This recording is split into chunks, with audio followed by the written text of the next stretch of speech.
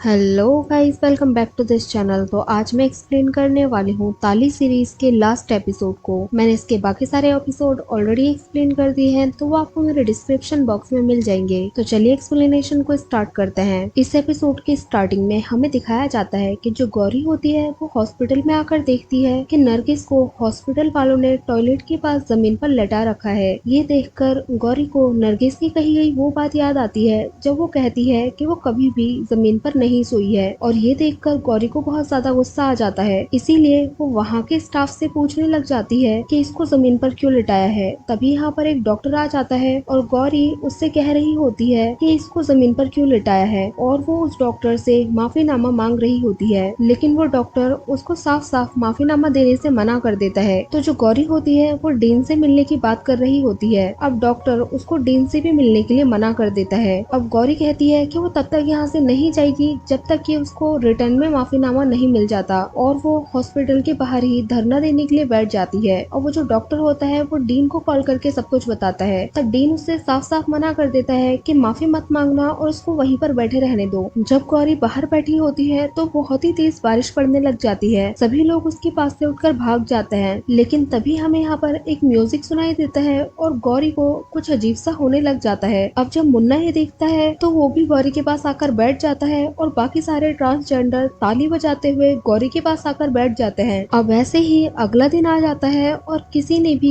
कुछ भी नहीं खाया होता है, यहाँ तक कि पानी भी नहीं पिया होता है। अब तभी यहाँ पर डीन आता है तो गौरी उससे कह रही होती है कि या तो मैं तेरे साथ अंदर जाऊंगी या तू भी पूरे दिन यहीं पर खड़ा रहेगा। अब डीन गौरी को लेकर अंदर चले जाता है और वो उससे साफ साफ कह रहा होता है कि तुम्हें माफीनामा नहीं मिलेगा। तब गौरी ने यहाँ पर सारी मीडिया को बुला लिया होता है और वो उससे कहती है कि वो अपने कपड़े खोलकर और नंगा होकर यहाँ से बाहर जाएगी, और वो उसको यहाँ पर साफ साफ धमकी दे रही होती है। अब जो डीन होता है वो डर जाता है और गौरी को रिटर्न में माफीनामा लिखकर दे देता है। अब गौरी माफीनामा लेकर बाहर आती है तो जितने भी ट्रांसजेंडर वहाँ पर होते हैं वो गौरी की तरफ हाथ जोड़कर खड़े होते हैं। और तभी यहाँ पर दिखाया जाता है जो गौरी है अब वो नरगिस के पास जाकर बहुत ज्यादा रोने लग जाती है और उससे उठने के लिए बोलती है। अब हमें प्रेजेंट डे का सीन दिखाया जाता है और जो नवीन होता है वो कह रहा होता है कि उस दिन जो कुछ भी हुआ था वो वेस्ट नहीं गया, और उसी की वजह से आज ये इक्वालिटी का मुद्दा उठा है और बात कोर्ट तक पहुंची है। और नवीन यहाँ पर कह रहा होता है कि वो गे है, इसीलिए उसको लगता था कि उससे ज्यादा प्रॉब्लम दुनिया में किसी ने भी फेस नहीं की होगी। लेकिन जब उसने गौरी को देखा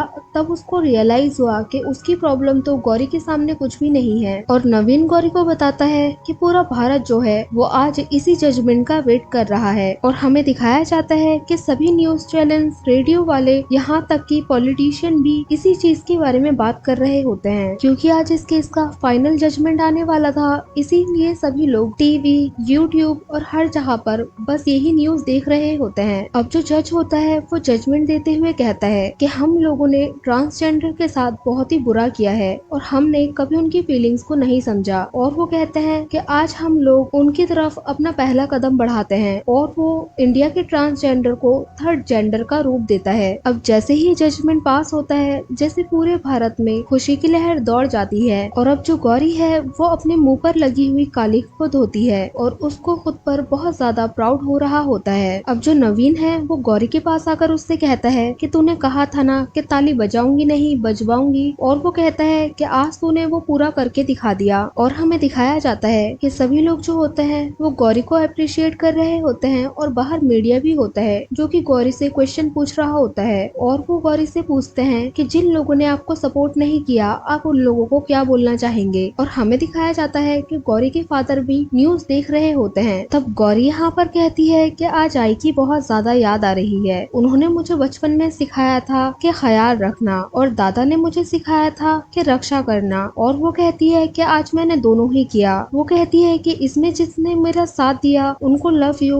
और जिसने नहीं दिया उनको थैंक यू। अब जो गौरी होती है वो यहाँ पर चाइल्ड लाइन की कविता बोलती है, तो जो गौरी के फादर होते हैं वो वाह बोलते हैं, और गौरी की बहन और गौरी के फादर दोनों ही रोने लग जाते हैं। और जितने भी लोग इस न्यूज को देख रहे होते हैं वो सभी इमोशनल हो जाते हैं। इसके बाद हमें उस दिन का सीन दिखाया जाता है जहाँ से ये कहानी स्टार्ट हुई थी। अब यहाँ पर गौरी कह रही होती है कि किस्सा मेरा है और कहानी मेरे जैसी बहुत सारी गौरियों की। वो कहती है कि ये ताली जितनी मेरी है उतनी ही उन लोगों की भी है और यहीं पर ये सीरीज एंड हो जाती है। दोस्तों ये सीरीज आपको एक बार जरूर देखनी चाहिए क्योंकि इस सीरीज में सभी कैरेक्टर ने जो एक्टिंग की है वो बहुत ही शानदार है और सुष्मिता सेन ने तो जैसे गौरी के कैरेक्टर में जान ही डाल दी है। आप इस सीरीज को देखते हुए कहीं पर इमोशनल हो जाएंगे तो कहीं पर आपको बहुत ही ज्यादा मोटिवेटेड फील होगा और आपको ट्रांसजेंडर्स की लाइफ का रियल स्ट्रगल पता चलेगा। तो शायद आपको आपकी लाइफ के दुख बहुत ज्यादा कम लगने लग जाए और हो सकता है कि मैं इस कहानी को इतने अच्छे से एक्सप्लेन ना कर पाई हूँ। इस कहानी के एपिसोड्स बहुत ही छोटे हैं तो आपको ज्यादा टाइम भी नहीं लगेगा। तो हो सके तो